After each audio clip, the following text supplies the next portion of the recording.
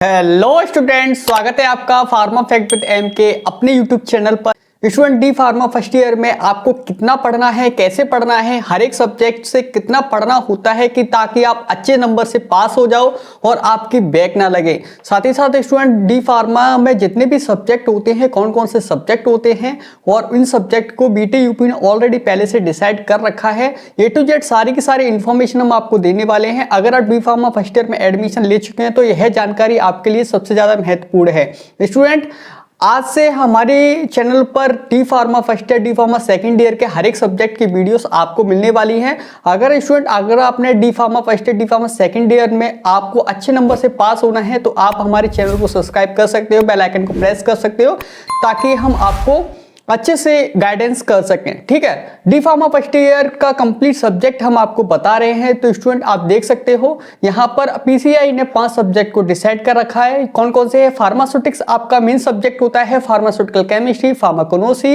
Human anatomy and physiology and social pharmacy. अब हम बात कर लेते हैं कि इन सब्जेक्ट के अंदर इन सब्जेक्ट का मतलब क्या होता है और क्या क्या आपको पढ़ाया जाता है ना, क्या क्या आपको इसके अंदर पढ़ना होता है, सब कुछ डिस्कस करने वाले हैं। तो चलिए पहले सब्जेक्ट के अंदर पढ़ने से पहले हम बात कर लेते हैं डी फार्मा में अगर आपने एडमिशन ले रखा है तो आपका एग्जाम पैटर्न कैसा होने वाला है, मतलब आपके कितने क्वेश्चंस आते हैं, लॉन्ग क्वेश्चंस कितने रहते हैं, शॉर्ट क्वेश्चंस कितने रहते हैं और उसके मार्क्स कितने रहते हैं। तो स्टूडेंट आपका जो पेपर होता है वो 3 घंटे का होता है, आपको पता होना चाहिए, जिसके अंदर लॉन्ग आंसर्स आपसे पूछे जाते हैं, जिसके अंदर 7 क्वेश्चंस होते हैं, 6 आपको करने होते हैं। अगर एक क्वेश्चंस के मार्क्स की बात की जाए तो 5 मार्क्स आपको दिए जाते हैं। इस हिसाब से अगर आप बात करोगे तो 30 लॉन्ग आंसर्स के आपको मार्क्स दिए जाते हैं। 6 × 5 = 30 आपको पता होगा और हम आपको बता रहे हैं। अब बात आती है शॉर्ट आंसर्स आपसे पूछे जाते हैं पेपर में आपके में, जिसमें से आपको 11 क्वेश्चंस दिए जाते हैं, 10 करने होते हैं। एक क्वेश्चंस का मार्क्स जो रहता है वो 3 रहते हैं और उस हिसाब से 10 के इंटू करोगे आपको 30 मार्क्स आपको दिए जाते हैं। तो स्टूडेंट आपको शॉर्ट आंसर्स कितने होते हैं आपको समझ में आ गया होगा। उसके अलावा पार्ट ए में आपसे पूछा जाता है ऑब्जेक्टिव टाइप आंसर्स, मतलब आपसे 20 ऑब्जेक्टिव पूछे जाएंगे जिसका मार्क्स 1 रहने वाला है। उस हिसाब से आपके 20 मार्क्स आपको दिए जाते हैं। ठीक है, ऑब्जेक्टिव में बात की जाए कि क्या क्या होता है तो उसके अंदर मल्टीपल चॉइस क्वेश्चंस बैंक होती हैं, जिसके अंदर आपसे 1 वर्ड आंसर्स भी पूछ सकते हैं, फिलिंग द ब्लैंक्स भी पूछ सकते हैं, ट्रू एंड फॉल्स भी पूछ सकते हैं। अगर टोटल मार्क्स की बात की जाए तो 80 मार्क्स आपसे वहां पर दिए जाते हैं आपके सब्जेक्ट से। और स्टूडेंट 20 जो मार्क्स होते हैं वो आपको कॉलेज से इंटरनल दिए जाते हैं। 100 में से आपको वहां पर 40 नंबर आपको लाने होते हैं, जो पास करने के लिए आपके लिए बहुत ज्यादा जरूरी होते हैं। ठीक है, अगर कोई भी डाउट हो तो कमेंट कर दीजिएगा। स्टूडेंट अब बात कर लेते हैं फार्मास्यूटिक्स को क्या बोलते हैं और इसके अंदर आपको क्या क्या पढ़ना होता है। तो सबसे पहले आपको पता होगा फार्मास्यूटिक्स को अगर बेसिक विज्ञान बोला जाता है, उसके अंदर आपको क्या क्या पढ़ना होता है। फार्मास्यूटिक्स के अंदर आपको दवाइयों से संबंधित आपको पढ़ना पड़ता है कि दवाइयों के डिफरेंट डोसेज फॉर्म के बारे में पढ़ना होता है। अब ये डोसेज फॉर्म होती क्या है? डोसेज फॉर्म जैसे आपने कैप्सूल दिखाई दे रहे होंगे आपको, है ना, उसके अलावा आपने मार्केट में टैबलेट देखी होंगी, सिरप देखी होंगी, उसके अलावा इंजेक्शंस देखे होंगे। ये क्या है? दवाइयों की डिफरेंट जिस भी फॉर्म में आपको दिखाई दे रही है वो दवाइयों की डोसेज फॉर्म होती हैं, है ना। उसके अंदर आपको दवाइयों की मेट्रोलॉजी पढ़नी पड़ती है, फार्मास्यूटिकल्स के बारे में पढ़ना पड़ता है, दवाइयाँ किस तरीके से पैक करी जाती हैं, है ना, उनका साइज अलग अलग होता है। कोई दवाई आपने छोटी देखी होगी, कोई आपने बड़ी देखी होगी, तो साइज सेपरेशन के बारे में भी आपको वहां पर पढ़ना होता है ना। उसके अलावा डी फार्मा कोर्स से पहले सेमेस्टर में यह पहला सब्जेक्ट होता है। मूल रूप से इसमें दवाओं से संबंधित चीजों के बारे में आपको पढ़ाया जाता है। तो फार्मास्यूटिक्स क्या होता है, फार्मास्यूटिक्स के अंदर क्या क्या पढ़ना होता है, आपको ये समझ में आ गया होगा। चलिए बात कर लेते हैं दूसरे सब्जेक्ट के बारे में जो कि है फार्मास्यूटिकल केमिस्ट्री। केमिस्ट्री से आपने को समझ में आ गया होगा, मतलब रसायन के बारे में आपको यहाँ पे पढ़ना होता है।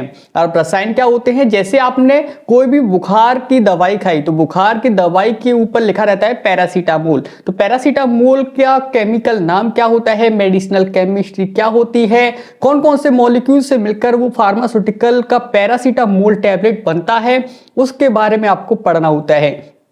तो फार्मास्यूटिकल केमिस्ट्री को हम बेसिक औषधि विज्ञान बोल सकते हैं, औषधिक रसायन भी बोल सकते हैं, मेडिसिनल केमिस्ट्री होती है। फार्मास्यूटिकल केमिस्ट्री भी इसको हम हिंदी में बोलते हैं। औषधि के कारकों के जैसे इसके बारे में पढ़ना होता है, किसके फार्मास्यूटिकल एजेंट के बारे में पढ़ना होता है। मतलब एक दवाई को बनाने के लिए आपको उसमें क्या क्या डालना पड़ता है। जैसे अगर आपने एक टैबलेट खाई, जैसे हम बुखार उतारने की पैरासीटामोल को ले लेते हैं, तो पैरासीटामोल बनाने के लिए, उसकी टैबलेट बनाने के लिए आपको पैरासीटामोल के अलावा बहुत सारी चीजें आपको डालनी पड़ती हैं, तो उसको हम क्या बोलते हैं, फार्मास्यूटिकल एजेंट बोलते हैं। उसके अलावा हम बायो एक्टिव मॉलिक्यूल्स को पढ़ते हैं। उसके अलावा डिजाइन्स के बारे में पढ़ते हैं, मतलब हम कौन सा केमिकल का लगाकर हम एक नया दवाई बना सकते हैं, है ना।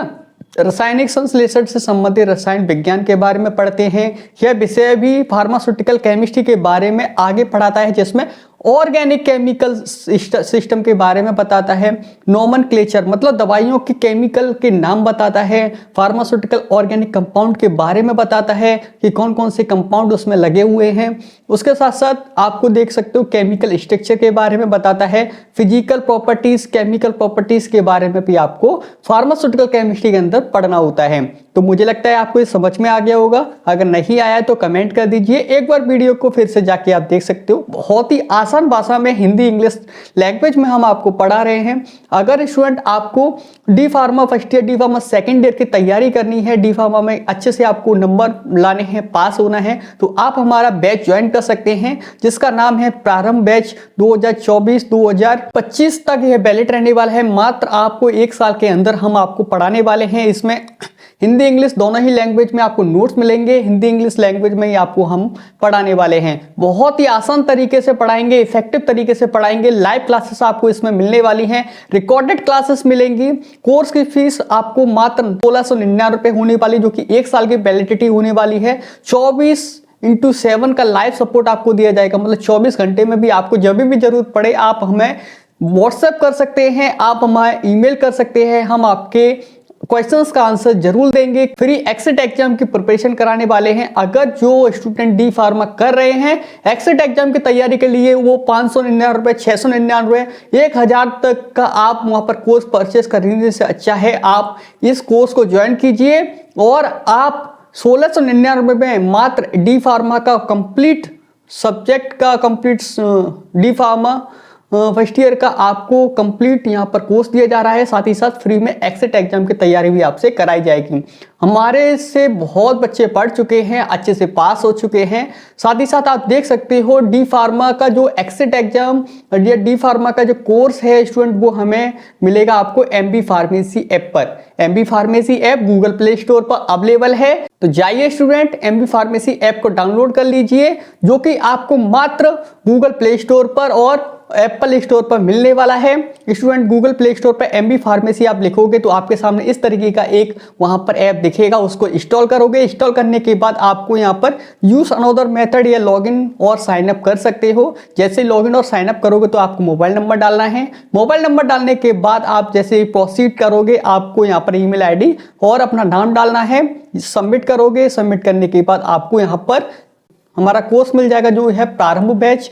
तो स्टूडेंट इसको बाई कर सकते हो, अच्छे से पढ़ाया जाएगा। चलिए अगर आगे बात कर लेते हैं सोशल फार्मेसी के बारे में। सोशल फार्मेसी होती क्या है और इसके अंदर हमें क्या क्या पढ़ना होता है। सोशल फार्मेसी को हम सामाजिक फार्मेसी भी बोलते हैं। अगर इसको अंदर आपको क्या क्या पढ़ना होता है उसके बारे में बात की जाए तो इसके तहत डिप्लोमा इन फार्मेसी का कोर्स करने वाले स्टूडेंट को अब सोशल फार्मेसी के तहत टीकाकरण, मतलब आपने देखे होंगे बच्चों के वैक्सीनेशन होते हैं। अगर आपको कोविड हुआ था या कोविड के कंडीशन में भी आपने देखा होगा तो बहुत सारे बच्चों को वहां पर वैक्सीन लगाई गई थी, बड़े लोगों को भी वैक्सीन लगाई गई थी। तो टीकाकरण के बारे में आपको पढ़ना पड़ता है। साथ ही साथ आपको जननी शिशु सुरक्षा के बारे में पढ़ना पड़ता है। साथ ही साथ परिवार कल्याण के बारे में भी पढ़ना पड़ता है। स्टूडेंट सोशल फार्मेसी के अंदर इन चीजों के ऊपर आपको ज्यादा ध्यान दिया जाता है। डॉक्टर की लिखी स्लिप को पढ़ने के लिए मेडिकल डिवाइसेस को मेंटेन रखने के साथ साथ पेटेंट काउंसलिंग का विशेष प्रशिक्षण भी मिलेगा, है ना। इसके अंदर आपको ये सारी चीजें की पढ़ाया जाता है, डिटेल में पढ़ाया जाता है, अच्छे से पढ़ाया जाता है, ताकि आप मतलब समाज में रहकर भी आप अच्छे से लोगों की सेवा कर सकें। और आप जब सोशल फार्मेसी पढ़ोगे तो बहुत सारी चीजें आपको नई पता चलेंगी। ठीक है, आगे बात कर लेते हैं चौथा हमारा सब्जेक्ट है वो है हमारा human anatomy and physiology. Human से आप समझ पा रहे होंगे हम बात कर रहे हैं मानव संरचना और उसकी किस तरीके से बॉडी के जो डिफरेंट पार्ट होते हैं वो किस तरीके से कार्य करते हैं। ठीक है, ह्यूमन एनाटॉमी के अंदर आप समझ गए होंगे नाम से ही, उसमें हम पढ़ते हैं शरीर की संरचना के बारे में, उसकी एनाटॉमी के बारे में, और साथ ही साथ हम पढ़ते हैं चिकित्सा विज्ञान की वह शाखा होती है जिसमें शारीरिक रचना विभिन्न अंगों के बारे में हमें पढ़ाया जाता है, और हमारे बॉडी के अंदर दवाइयाँ किस तरीके से कार्य करती हैं उसके अंदर भी हमें पढ़ाया जाता है। शरीर की क्रिया विज्ञान फिजियोलॉजी चिकित्सा विज्ञान की वह शाखा जिसमें शरीर में संपन्न होने वाली क्रियाओं का अध्ययन हमें कराया जाता है। मतलब हमारी जो बॉडी का लीवर होता है वो किस तरीके से कार्य करता है, आइस हमारी किस तरीके से कार्य करती हैं, फेफड़े किस तरीके से कार्य करते हैं, ये सारी चीजें हमें ह्यूमन एनाटॉमी के अंदर पढ़ाई जाती हैं। ठीक है स्टूडेंट, अगर आप ह्यूमन के ऊपर दवाइयों का यूज कर रहे हो, मतलब किसी भी पेशेंट को आप दवाइयां दोगे तो उसकी बॉडी किस तरीके से रिस्पॉन्स करती है उसके बारे में भी आपको यहीं पर पढ़ना होता है और अच्छे से पढ़ना होता है। तो ये सारी चीजें अब हम बात कर रहे हैं लास्ट सब्जेक्ट जो कि हमारा फार्माकोनोसी।